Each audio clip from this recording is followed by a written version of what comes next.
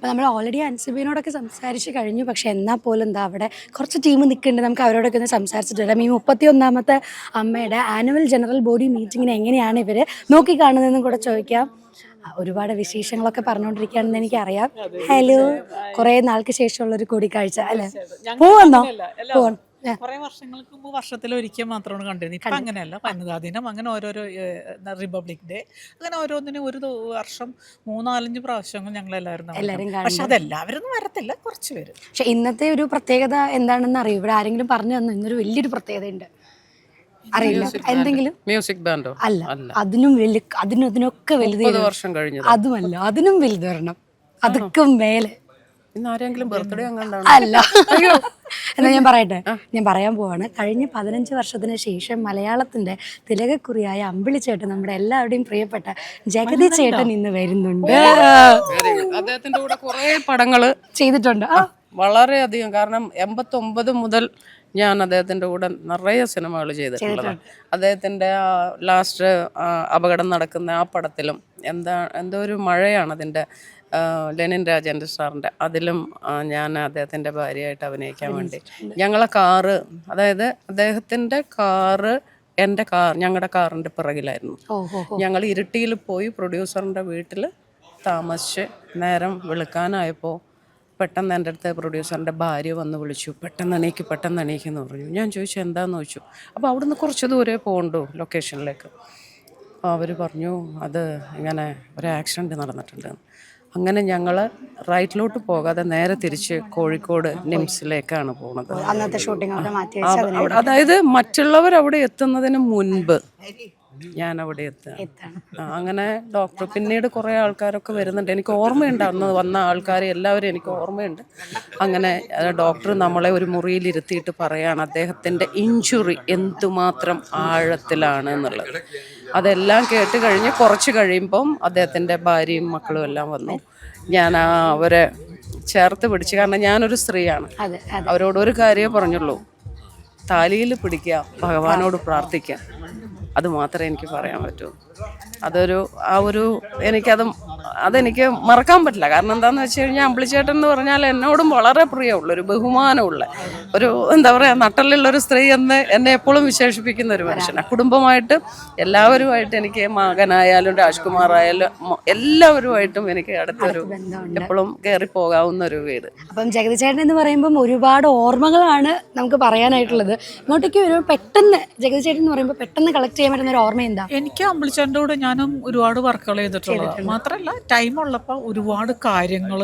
ബിന്ദു, നിങ്ങൾ ഉദ്ദേശിക്കുന്ന പോലെ നമ്മുടെ അടുത്തൊന്നും ഒരു പൈസയില്ല.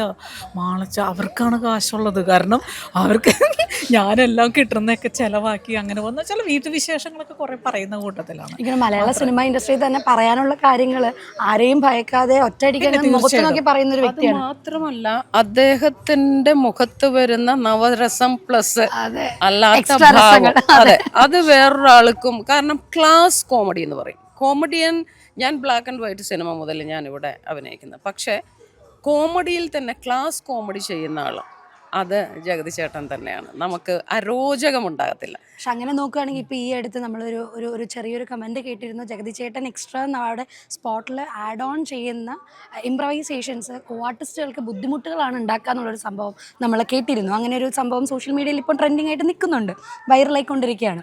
സോ അങ്ങനെ ഒരാൾ പറയുമ്പം അതിനെതിരെ നിങ്ങൾ രണ്ടുപേരും ആ മഹാൻ്റെ കൂടെ അഭിനയിച്ചിട്ടുള്ള രണ്ട് വ്യക്തികളാണ്. അപ്പം അതിനെക്കുറിച്ച് എന്താ പറയാനായിട്ടുള്ളത്? എനിക്കത് വിശ്വസിക്കാൻ പറ്റുന്നില്ല. ബുദ്ധിമുട്ടാണ്. പിന്നെ തീർച്ചയായിട്ടും. മാത്രമല്ല, ഞാൻ ഇതുവരെ ട്രിവാൻഡ്രത്ത് പോകുമ്പോൾ അമ്പിളിച്ചേട്ടനെ കാണണം എന്നുള്ള ഭയങ്കര ആഗ്രഹം ഉണ്ടെങ്കിൽ എനിക്ക് ആ രീതിയിൽ കാണാനായിട്ട് പറ്റുന്നില്ല. കാരണം വാതോരാതെ സംസാരിക്കുന്നൊരു വ്യക്തിയാണ്, വാതോരാതെ. അപ്പം മിണ്ടാതിരിക്കുന്ന ആ ഒരു മാത്രം ഇനി നമ്മളെ അറിയാൻ പറ്റുമോ? അറിഞ്ഞില്ലെങ്കിൽ ഭയങ്കര സങ്കടമായി. പിന്നെ സംസാരിക്കാതെ ഇരിക്കുന്ന വെച്ചാൽ ഭയങ്കര വിഷമമാണ്. അതായത് ഒരുപാട് സംസാരിക്കുന്ന വ്യക്തികൾ പെട്ടെന്നൊന്നും മിണ്ടാതാകുമ്പോൾ ഉണ്ടാവുന്ന ഒരു ബുദ്ധിമുട്ട്. തീർച്ചയായിട്ടും. പക്ഷെ എന്തായാലും അമ്പിളിച്ചേട്ടൻ തിരിച്ചു വന്നു. ഇനിയും പഴയതിനേക്കാൾ കൂടുതൽ അല്ലേ? ഇപ്പൊ ചോട്ടാ മുംബൈ ഒക്കെ റിലീസ് ചെയ്ത ആ ഒരു ഹാങ് ഓവറിൽ നമ്മൾ എല്ലാവരും നിൽക്കുകയാണ്. അപ്പൊ അടിപൊളിയാവട്ടെ. അപ്പൊ നിങ്ങളുടെ വിശേഷങ്ങളും തിരക്കുകളൊക്കെ നടക്കട്ടെ. വീണ്ടും കാണാം. Thank you very much. വിശേഷം. ഓക്കെ, അപ്പം ജനറൽ ബോഡിയിലേക്ക് വന്നിരിക്കുകയാണ്. എത്ര വർഷം മെമ്പർ ആയിട്ട്? 13-14 വർഷം.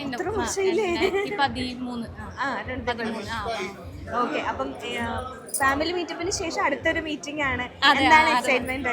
സന്തോഷമാണ്. സാധാരണ ഒരു വർഷത്തിലൊരു ദിവസമാണ് ഇങ്ങനെ മീറ്റപ്പ് ഉണ്ടാവുള്ളത്. ഇപ്പോൾ ഫാമിലി മീറ്റ് കഴിഞ്ഞുകൊണ്ട് ഇപ്പോൾ ഒരു 6 മാസത്തിലടുത്തൊരു മീറ്റപ്പ്. ഇതെല്ലാവരും വെയിറ്റ് ചെയ്യണ ദിവസമായിട്ടാണ്. എല്ലാവരും കാണുക, സംസാരിക്കുക. അപ്പം എന്താണ് എക്സൈറ്റ്മെന്റ് ഇതിനകത്ത് ഇന്നത്തെ ദിവസത്തിന്റെ?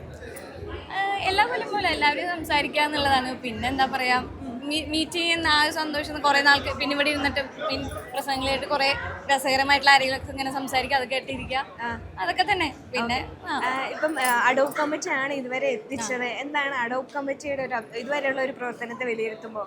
നല്ല വളരെ ആക്റ്റീവായിട്ട് എല്ലാവരും വർക്ക് ചെയ്യുന്നുണ്ടെന്ന് തന്നെയാണ് മനസ്സിലാകുന്നത്. എല്ലാ കാര്യത്തിനും അവർ വർക്ക് ചെയ്യുന്നുണ്ട്. ഇപ്പോൾ അഡ്ഹോക്ക് ആയിട്ടും ആരും മാറി നിന്നിട്ടില്ല, വർക്ക് ചെയ്തിട്ടുണ്ട്. എന്താവശ്യത്തിനും വിളിച്ചാലും കാര്യങ്ങൾക്കൊക്കെ കോൺടാക്ട് ചെയ്യാനും അല്ലെങ്കിൽ റെസ്പോൺസ് ഒക്കെ ഉണ്ടായിരുന്നു. അതിൻ്റെ നന്നായി തന്നെ പോയിക്കൊണ്ടിരിക്കുന്നു. Okay, thank you so much. സുഖമായിട്ടിരിക്കുന്നു. വന്നതേ ഉള്ളൂ? ഇല്ല വന്നു, ഭക്ഷണം കഴിച്ചു. എന്നിട്ട് ഹാപ്പി, സന്തോഷം. ഇനി അടുത്ത വർഷമല്ലേ നമ്മളിങ്ങനെ കാണുന്നത്. ഇപ്പൊ വന്നോളൂ, ഇനി 5 മണി വരെ സമയമുണ്ട്. അതെ, അവിടെ എല്ലാം കഴിഞ്ഞിട്ടേ പോവുള്ളൂ. എല്ലാം കഴിഞ്ഞിട്ട് പോയാൽ മതി. ഓക്കെ, അപ്പൊ ആനുവൽ ജനറൽ ബോഡി കൂടാൻ വേണ്ടി പോവാണ്. ഇലക്ഷൻ ഉണ്ടെന്നൊക്കെ പറയുന്നു. ഉണ്ട്. അപ്പം എങ്ങനെയാണ് കഴിഞ്ഞ വർഷത്തെ ഒരു വർഷത്തെ പ്രവർത്തനമൊക്കെ എങ്ങനെ വിലയിരുത്തുന്നു?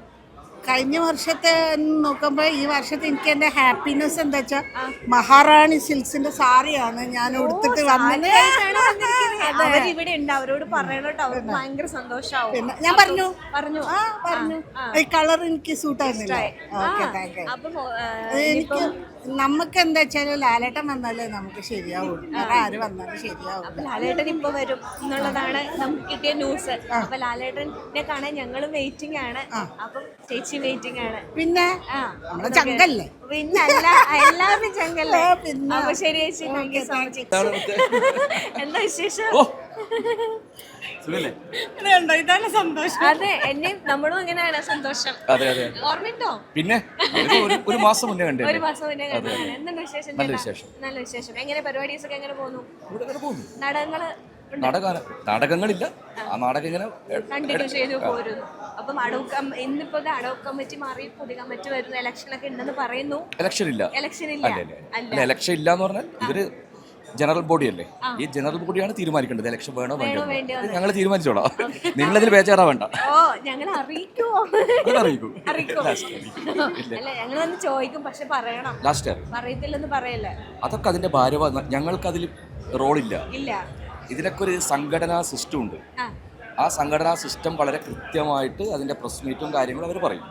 ഇത് എന്താണ്, ഇത് ഞങ്ങളെ സംബന്ധിച്ചിടത്തോളം എന്താണെന്ന് അറിയാം, ഞങ്ങളെ അതായത് സീനിയർ ആയിട്ടുള്ള നടന്മാർ, ജൂനിയർ, അങ്ങനെ തുടങ്ങി എല്ലാവരും ഒരുമിച്ച് ഇവിടെ വകഭേദമില്ലാതെ എല്ലാവരും ഒരുമിച്ച് കൂടുന്നവർ ഭയങ്കര ഹാപ്പി മൊമെന്റ് ആണ് ഇത്.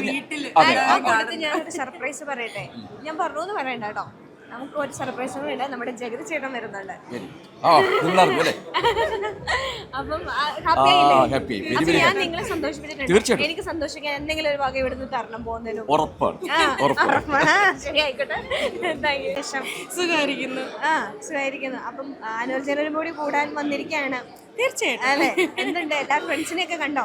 ഇല്ല, ഞാൻ ഇന്നിപ്പോ ഇച്ചിരി ലേറ്റ് ആയിരിക്കും. എല്ലാവരും കാണാൻ പോകുന്നത് തുടങ്ങിയിട്ടുള്ളൂ, ആയിട്ടില്ല. അപ്പൊ എന്താണ് എക്സൈറ്റ്മെന്റ്? തീർച്ചയായിട്ടും എല്ലാ വർഷത്തെ പോലെ ഈ വർഷം അടുത്ത വർഷത്തെ മീറ്റിംഗ് ആവാൻ വേണ്ടിയിട്ടുള്ള വെയിറ്റിംഗ് ഉണ്ടല്ലോ. എന്തെന്ന് പറഞ്ഞാലും ഇവിടെ വന്നില്ലെങ്കിൽ ഒരു സമാധാനം ഇല്ല. അതെ, ഈ ദിവസം ഇവിടെ വന്നില്ല. അപ്പൊ ചേച്ചി, പുതിയ ഇലക്ഷൻ പരിപാടി കാര്യങ്ങളൊക്കെ നടക്കുന്നുണ്ട്. അഡോബ് കമ്മിറ്റിയുടെ പ്രവർത്തനത്തിന് എങ്ങനെ വിലയിരുത്തുന്നു ഈ അവസരത്തിൽ? നല്ല രീതിയിലാണ് പ്രവർത്തനം കേട്ടോ, അത് പറയാതിരിക്കാവേ. Hats off. കാരണം എല്ലാവരും ഓരോരുത്തരും അവരുടേതായ ഇത് നല്ല രീതി, കാരണം എന്ത് കാര്യങ്ങളുണ്ടെങ്കിലും നമ്മളായിട്ട് കൺവേ ചെയ്യുന്നുണ്ട് കറക്റ്റ് കാര്യങ്ങൾ. ഞാൻ ഭയങ്കര ഹാപ്പി, പേഴ്സണലി ഞാൻ ഭയങ്കര ഹാപ്പിയാണ്. അതെ, അപ്പം നമുക്ക് ഇലക്ഷൻ ഒക്കെ കഴിഞ്ഞിട്ട് എല്ലാവരും കണ്ട് പരിചയപ്പെട്ട് പോരാം. Thank you. മൈജി വീട്ടിലൊരു വാഷിംഗ് മെഷീൻ എന്ന പദ്ധതിയുമായി മുന്നിട്ടിറങ്ങിയിരിക്കുന്നു. ഈ പദ്ധതി പ്രയോജനപ്പെടുത്താൻ അടുത്തുള്ള മൈജി ഫ്യൂച്ചർ സ്റ്റോറിലെത്തും. MyG future, experience the next. പൂവ് പോലൊരു പുട്ടുണ്ടേ അജ്മിയുടെ പുട്ടും. വിളമ്പാം നല്ല വിശേഷം. അജ്മി സ്റ്റീം മെയ്ഡ് പുട്ടുപൊടി.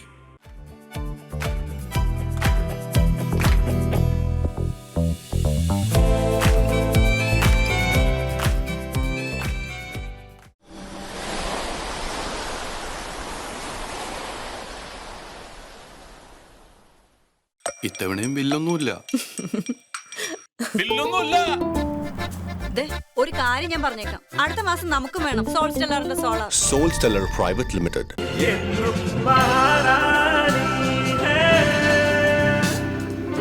House of Sarees by Maharani Wedding Collections, Todupuzha.